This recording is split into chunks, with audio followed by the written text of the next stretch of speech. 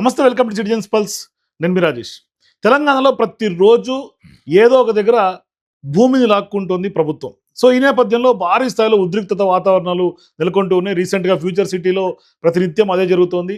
ఇవాళ తాజాగా కూడా శంషాబాద్ సంబంధించి ఆ బహదూర్గూడలో భారీ స్థాయిలో కొన్ని వేల మంది పోలీసులు పెద్ద ఎత్తున మోహరించి 650 ఎకరాలను ప్రభుత్వం అక్విజేషన్ చేసుకునే ఒక కార్యాచరణలో భాగంగా భయభ్రాంతులకు గురి చేసినటువంటి పరిస్థితి.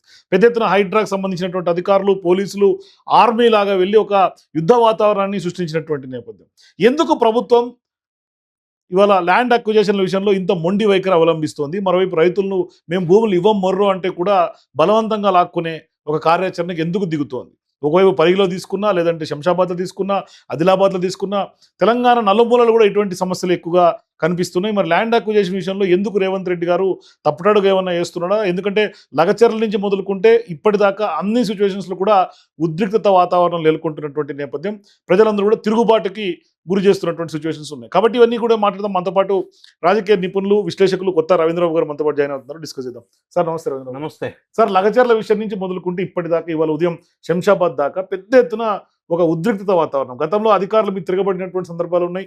ఇవాళ తాజాగా కూడా పెద్ద ఎత్తున పోలీస్ బలగాలు, హైడ్రా అధికారులు అందరూ వెళ్ళి ఆ యొక్క ఊరిపైన దండయాత్ర చేసినటువంటి పరిస్థితి. వాళ్ళందరినీ తీసుకెళ్లి స్టేషన్లో కూర్చోబెట్టి ఒక భయభ్రాంతులకు గురి చేస్తున్నారు. ల్యాండ్ అయితే మొత్తానికి ప్రభుత్వం అక్వైర్ చేయాలనేది ఒక కార్యాచరణ. అది స్పీడ్ బుల్లెట్ ట్రైన్ కోసం అని చెప్పేసి నేను చెప్తా ఉన్నారు. 650 ఎకరాలు. అసలు ఎందుకు ప్రభుత్వం ఇంత మొండి వైఖరి అవలంబిస్తోంది? రైతుల పట్ల భూములు ఎందుకు లాక్కుంటోంది? ఎందుకు కాన్ఫిడెన్స్ లెక్క తీసుకోలేకపోతుంది అంటే ఏం చెప్తారు మీరు?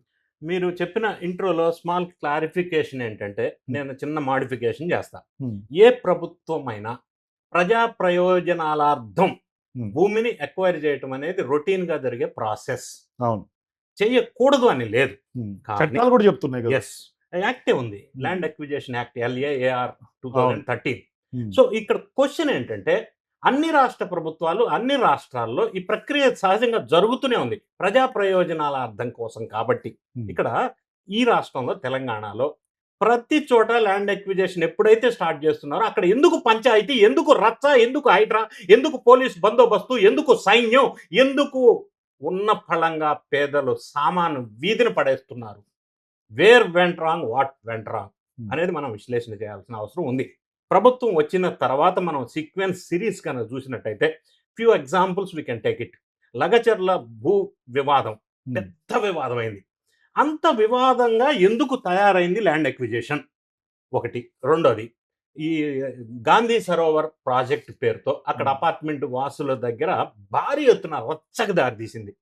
ఎందుకు అంత రచ్చ చేయవలసి వచ్చింది అక్విజిషన్ చేసే విషయంలో? మరి మూసీ రివర్ ఫ్రంట్ దగ్గర, మూసీ దగ్గర వీళ్ళన్నీ పగలగొట్టారు, అక్కడ పెద్ద రచ్చ అయింది. ఫ్యూచర్ సిటీ దగ్గర మళ్ళీ ఈ ఫ్యూచర్ సిటీ భూములు లాక్కోవద్దని చెప్పేసి వారం రోజులు రచ్చ అయింది, ఇంకా అవుతూనే ఉంది. ఇప్పుడు లేటెస్ట్ ఇష్యూ చూసుకున్నట్టయితే శంషాబాద్ మండలంలో బహదూర్గూడ, ఇక్కడ సబ్జెక్ట్ ఏంటంటే, బుల్లెట్ ట్రైన్ ఒక ప్రతిపాదన వచ్చింది, హైదరాబాద్ టు చెన్నై, హైదరాబాద్ టు బెంగళూరు. ఈ ప్రతిపాదనని ముఖ్యమంత్రి గారు, అంటే నేను కూడా అభినందిస్తున్నా, తప్పేం లేదు, వయా శ్రీశైలం అన్నారు. వయా శ్రీశైలం మార్చారు, అదే మంచిదే, పర్యాటక కేంద్రంగా అభివృద్ధి చెందుతుంది.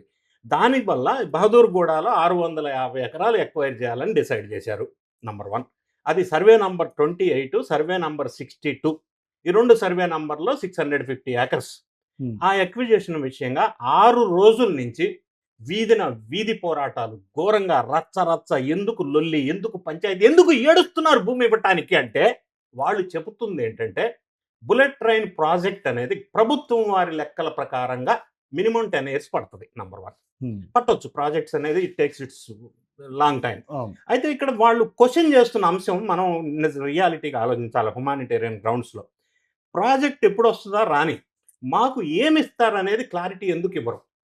ఎప్పుడు ఇస్తారు, ఏమిస్తారు, ఎలా ఇస్తారు, ఎట్లా ఇస్తారు, మా కాంపన్సేషన్ డీటెయిల్స్ ఎందుకు, విధి విధానాలు ఏంటి అని వాళ్ళు ప్రశ్నిస్తున్నారు.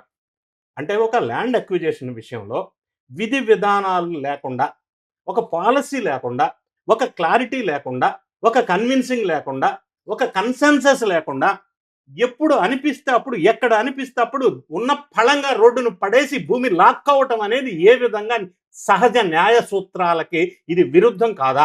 నంబర్ 1. నంబర్ 2, పక్క రాష్ట్రం ఆంధ్రప్రదేశ్లో 50,000 ఎకరాలు ఎక్విజేషన్ ప్రశాంతంగా స్వచ్ఛందంగా వాలంటీర్గా ఇచ్చారు కదా. సెకండ్ ఫేజ్ ఇంకా వాలంటరీగా ఇస్తున్నారు కదా. ఇంత ప్రశాంతంగా first of it's kind in India అక్కడ జరుగుతుంది. ఇక్కడ మూసీ విషయంలో కూడా అదే జరుగుతుంది తెలంగాణ. ప్రతిదీ అక్కడ ప్రశాంతంగా ఉన్నప్పుడు అక్కడ ఎందుకు సక్సెస్ అయింది, ఇక్కడ ఎందుకు ఫెయిల్ అవుతుంది? ఆత్మ విమర్శ చేసుకోవాల్సిన అవసరం ఉంది.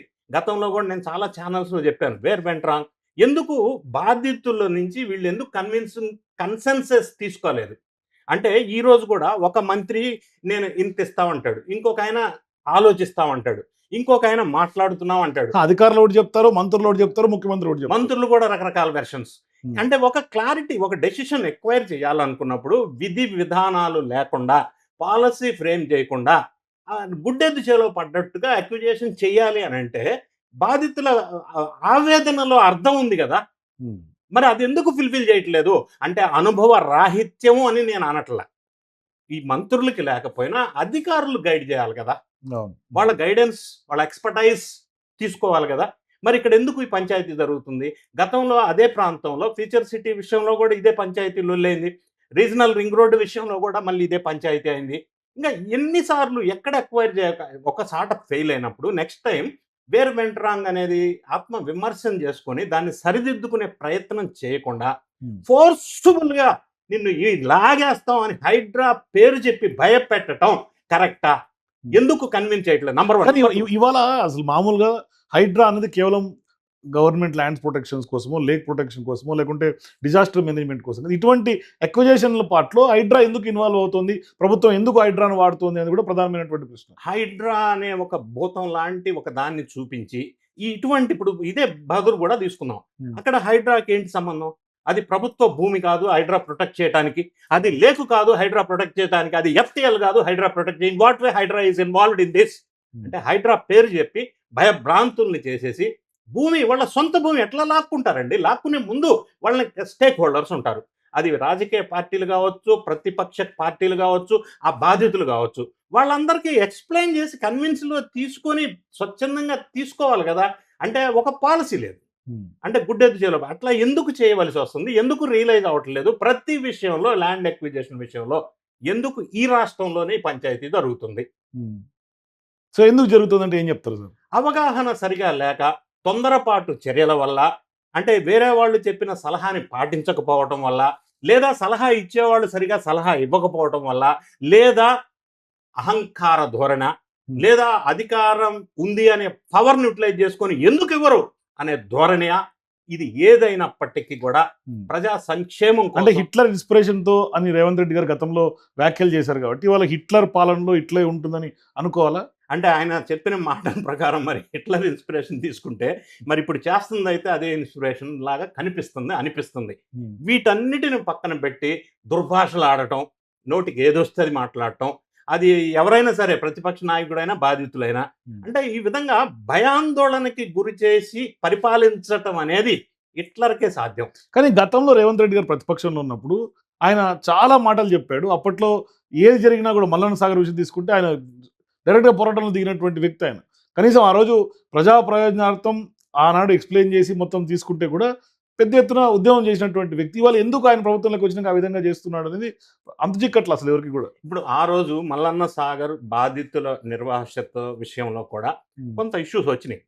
Land acquisition and rehabilitation resettlement act ప్రకారంగా ఎక్విజేషన్. నా పాయింట్ ఏంటంటే గతంలో బీఆర్ఎస్ హయాంలో జరగలేదు కదా ఇటువంటి ఉద్రిక్తత. అప్పుడు కూడా ఇష్యూని వాళ్ళు సార్ట్ అవుట్ చేశారు. అవును, ఇనిషియల్ గా కొంత ప్రతిఘటన వచ్చింది. ఎందుకు వచ్చిందంటే క్లారిటీ లేకపోవడం వల్ల కాదు, అంటే ఇంకా బెటర్ కాంపన్సేషన్ ఎక్స్పెక్ట్ చేశారు. అది కొంత డిస్కషన్ జరిగింది, తర్వాత సెటిల్ చేశారు కదా. ఎక్కడా కూడా బీఆర్ఎస్ పరిపాలించిన కాలంలో ల్యాండ్ అక్విజేషన్స్ తీసుకున్నారు ప్రాజెక్ట్స్ కానీ అన్నిటికి కానీ. కానీ ఎక్కడ చాలా వరకు జరిగింది, మెట్రో జరిగింది, అన్నిటికీ అన్ని రాష్ట్రాల్లో జరుగుతుంది. ఇక్కడ ఇంత పంచాయతీ జరగలేదు కదా. అంటే ఇక్కడ చాలా రకాలైన లోపాలు ఉన్నాయి.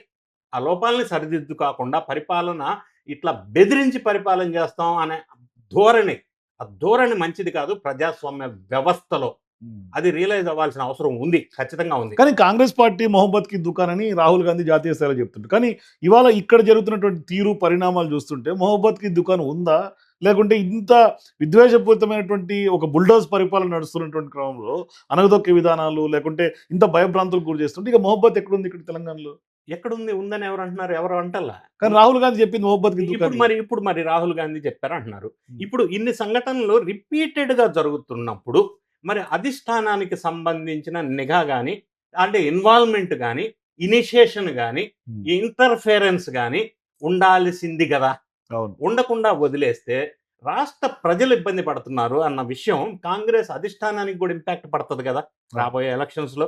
దీనంతా ఇటువంటి వర్గాల వాళ్ళే ఓట్లు ఎక్కువేస్తారు. వాస్తవం ఏంటంటే ధనిక వర్గాల కంటే ఓట్లేసేది వీళ్ళే. మరి వీళ్ళ మీద ఇటువంటి యాక్టివిటీస్ చేస్తే అది కాంగ్రెస్ పార్టీకి భారీగా నష్టపోయే అవకాశం స్పష్టంగా ఉంది. ఖమ్మం ఇప్పటికే వెలుగుమట్లు కూడా చూసాం. వెలుగుమట్ల మనం చూసాం. ఉమ్. మరి అక్కడ ఎందుకు ఆ విధంగా చేయవలసొచ్చింది? తర్వాత దాన్ని ప్యాచప్ చేసే ప్రయత్నం చేశారు. అది వేరే విషయం. అంటే నేననేది ఎక్కడ చూసినా గూడా ఇదే ఘటనలు రిపీట్ అవుతున్నాయి. అంటే it is the high time for them to realize. Thank you sir. Thank so you. ఇది కొత్త రవీంద్ర బాబు గారితో విశ్లేషణ. For more videos please watch Citizens pulse.